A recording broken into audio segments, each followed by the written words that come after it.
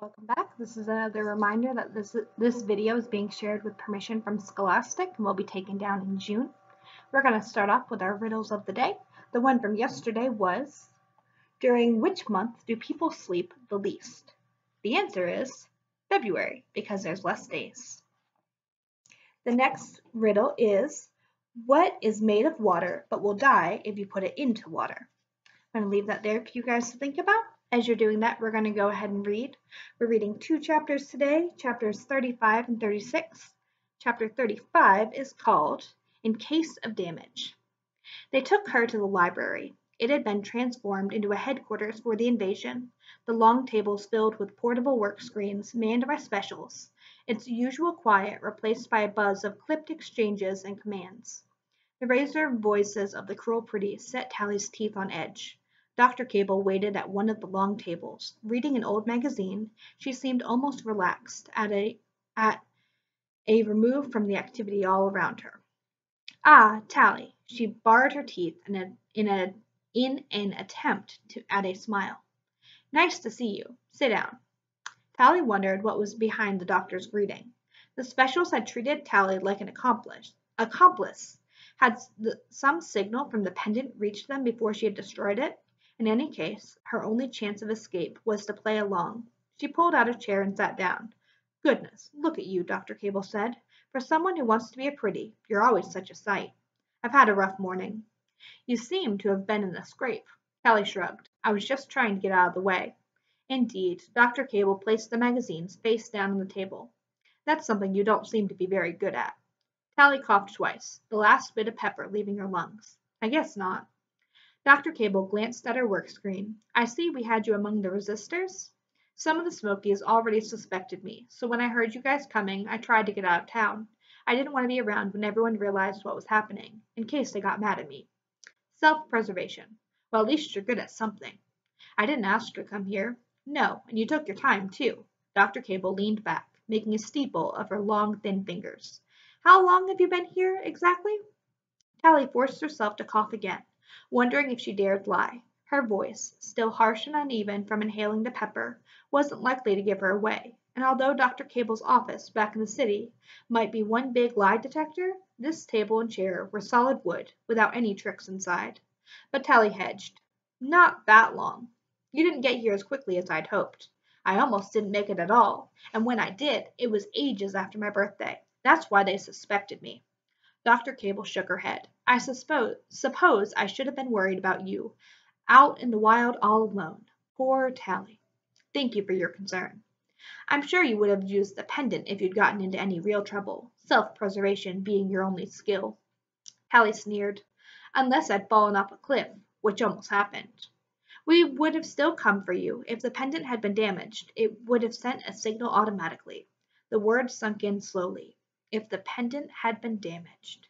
Tally gripped the edge of the table, trying not to show any emotion. Dr. Cable narrowed her eyes. She might not have machines to read Tally's voice and heartbeat and sweat, but her own perceptions were still alert. She had chosen the words to provoke a reaction. Speaking of which, where is it? Tally's fingers went to her neck. Of course, Dr. Cable had noticed the pendant's absence immediately. Her questions had been leading up to this moment. Tally's brains raced for an answer.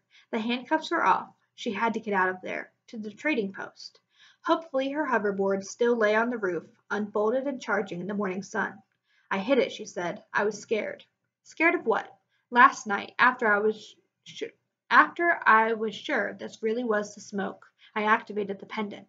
But they have this thing that detects bugs. They found one in my board, the one you put there without telling me. Dr. Cable smiled, spreading her hands helplessly. That almost blew the whole thing, Tally continued. So after I activated the pendant, I got scared they'd know a transmission had been sent. I hid it in case they came looking. I see. A certain amount of intelligence sometimes accompanies a strong sense of self-preservation. I'm glad you decided to help us. Like I had a choice? You always had a choice, Tally, but you made the right choice. You decided to come here and find your friend, to save her from a life of being ugly. You should be happy about that. I'm thrilled. So pugnacious, you uglies. Well, you'll be growing up soon. A chill went down Tally's spine at the words. To Dr. Cable, growing up meant having your brain changed. There's just one thing you have to do for me, Tally. Do you mind getting the pendant from where you've hidden it? I don't like to leave loose ends lying around. Tally smiled. I'd be happy to. This officer will accompany you. Dr. Cable lifted a finger, and a special appeared at her side. And just to keep you safe from your smoky friends, we'll make it look like you've been a brave resistor. The special pulled Tally's hands behind her back, and she felt plastic bite into her wrists again. She took a breath, her pulse pounding in her head, and then forced herself to say, "Whatever." This way, Tally led the special towards the trading post, taking in the situation. The smoke had been beaten into silence. Fires were left to burn freely. Some were already exhausted, clouds of smoke still rising from the blackened wood and swirling through the camp. A few faces turned to look up with suspicion at Tally. She was the only Smoky still walking around. Everyone else was on the ground, handcuffed and under guard, most of them gathered near the rabbit pen. She tried to give those who saw her a grim smile, hoping they noticed that she was handcuffed, just like they were. When they reached the trading post, Tally looked up. "I hid it on the roof." The special eyed the building suspiciously. "All right, then," he said. "You wait there. Sit down and don't stand up." She shrugged, kneeling carefully. The special swung himself onto the roof with an ease that made Tally shiver. How was she going to overcome this cruel pretty? Even if her hands weren't tied, he was bigger and stronger and faster. A moment later, his head stuck out over the edge. "Where is it?" "Under the wrap chuck." "The what?" "The wrap chuck. You know, the old-fashioned thingy where the roof line connects with the abersnatch." "What are you talking about?" "It's smoky slang, I guess. Let me show you." A fleeting expression crossed the special's impassive face, annoyance mixed with suspicion. But he leapt down again and stacked a couple crates. He jumped onto them and pulled Tally up, sitting her on the edge of the roof as if she weighed nothing. "You touch one of those hoverboards, and I'll put you on your face," he threatened casually. "There are hoverboards up here?" He leapt past her and hauled her onto the roof. "Find it." "No problem." She walked gingerly up the slanted roof, exaggerating the difficulty of balancing without her hands.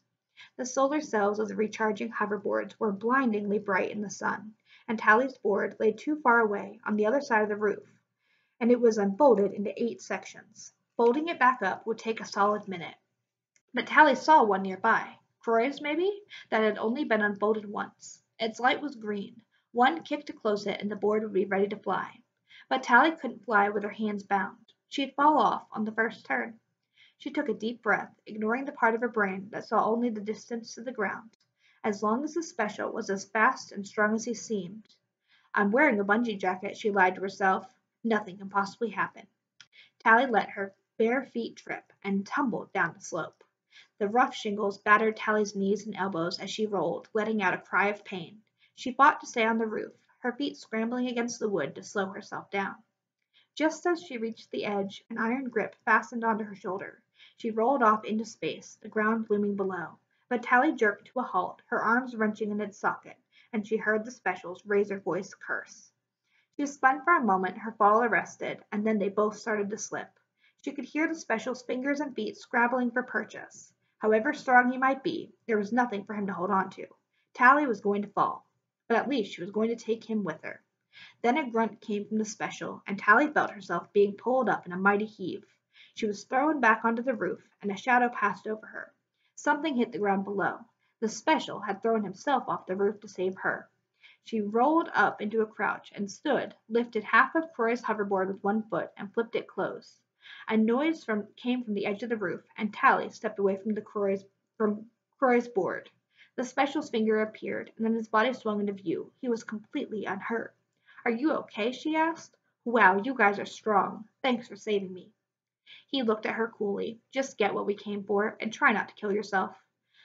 "Okay." Tally turned, managed to get a foot tangled on a shingle, and teetered again.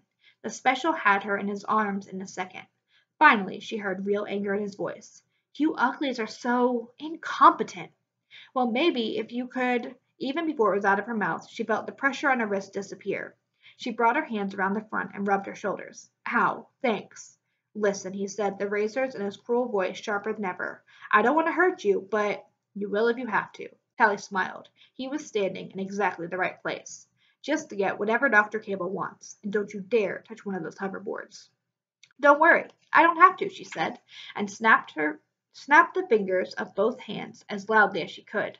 Croy's hoverboard jumped into the air, knocking the special's feet out from under him. The man rolled off the roof again, and Tally leaped onto the board.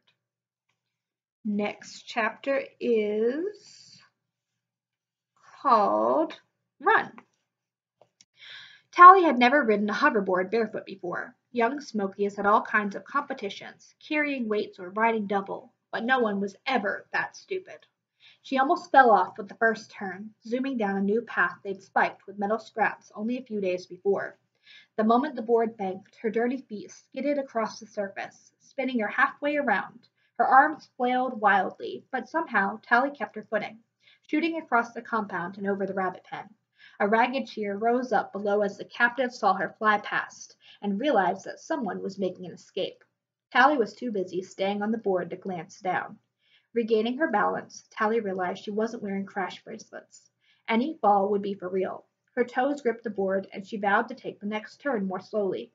If the sky had been cloudy this morning, the sun wouldn't have burned off the dew from Croy's board yet. She'd be lying in a crumpled heap in the pen, probably with a broken neck. It was lucky that she, like most young Smokies, slept with her belly sensor on. Already the whine of hover cars taking off came from behind. Tally knew only two ways out of the smoke, by hoverboard. Instinctively she headed for the railroad tracks where she worked every day. The valley dropped behind her, and she managed to make the tight turn into the white water stream without falling off. With no knapsack and her heavy crash bracelets missing, Tally felt practically naked.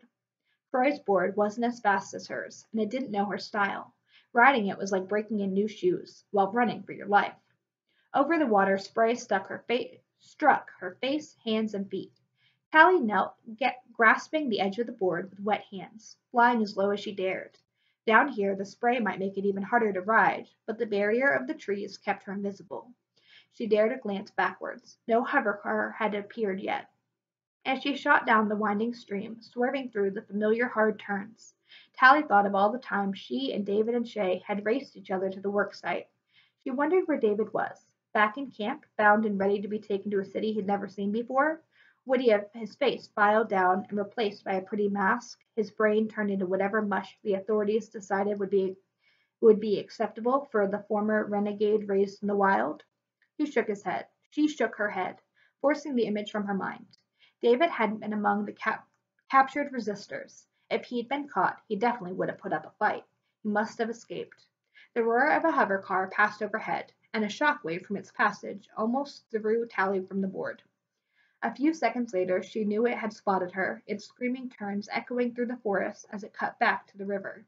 Shadows passed over Tally, and she glanced up to see two hover cars following her, their blades shimmering as bright as knives in the mid-morning sun. The hover cars could go anywhere, but Tally was limited by her magnetic lifters. She was trapped on the route to the railroad. Tally remembered her first ride out to Dr. Cable's office, the violent agility of the hover car with its cruel pretty driver. In a straight line, they were much faster than any board. Her only advantage was that she knew this path, backwards and forwards. Fortunately, it was hardly a straight line. Tally gripped the board with both hands and jumped from the river to the ridge line. The cars disappeared into the distance, overshooting as she skimmed the iron vein. But Tally was out in the open now, and the plains spreading out below her as huge as ever. She noticed fleetingly that it was a perfect day, not a cloud in the sky. Tally lay almost flat to cut down wind resistance, coaxing every ounce of speed from Croy's board. It didn't look like she'd make it to the next cover before the two cars had swung around. She wondered how they'd plan to capture her. Use a stunner? Throw a net? Simply bowl her over with their shock waves? At this speed, and without crash bracelets, anything that knocked Tally off the board would kill her. Maybe that was just fine with them. The scream of their blades came from her right, louder and louder. Just before the sound reached her, Tally dragged herself into a full hover skid, her momentum crushing her down onto the board. The two hover cars shot past again, missing by a mile, but the wind of their passage swung her around in circles. The board flipped over and then back upright, Tally hanging on with both arms as the world spun wildly around her. She regained control and urged it forward again, bringing it back to full speed before the hover cars could turn back around. The specials might be faster, but her hoverboard was more maneuverable. As the next turn drew near, the hover cars were headed straight for her, moving slower now, their pilots realizing that at top speed they would overshoot her every time. Let them try to fly below tree level, though. Now riding on her knees, gripping the board with both hands, Tally twisted into the next turn, dropping to skim just above the cracked dirt from the dry creek bed. She heard the whine of the hover car steadily build. They were tracking her too easily, probably using her body heat to pick her out among the trees, like the minders back home.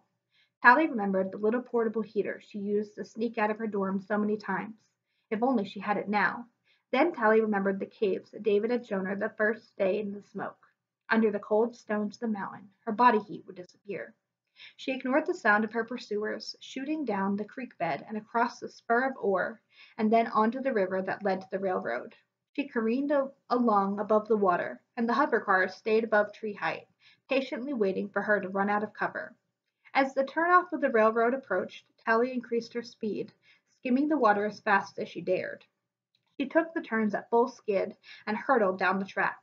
The car swept away down the river, and the specials might have expected her to turn off onto another river, but the sudden appearance of an old railroad track had surprised them. If she could make it to the mountains before the hover cars completed their slow turns, she would be safe. Just in time, Tally remembered the spot where they had pulled up the track for scrap metal and angled her board for a stomach-wrenching moment of freefall, soaring over the gap in a high arc. The lifters found metal again, and 30 seconds later she came to a skidding halt at the end of the line. Tally jumped off the hoverboard and turned it around and gave it a shove back towards the river. Without her crash bracelets to pull it back, the board would drift along the straight line of the river until it reached the break, where it would drop to the ground. Hopefully the specials would think she'd fallen off and start their search back there. Tally crawled up the boulders and into the cave, scrambling back into the darkness. She pulled herself as far as she could go, hoping that the tons of stone overhead would be enough to hide her from the specials. When the tiny aperture of light at the mouth of the cave had shrunk to the size of an eye, Tally dropped to the stone, panting and her hands still shaking from the flight, telling herself again and again that she had made it. But what had she made it to? She had no shoes, no hoverboard, no friends, not even a water purifier or a packet of spag bowl, no home to go back to.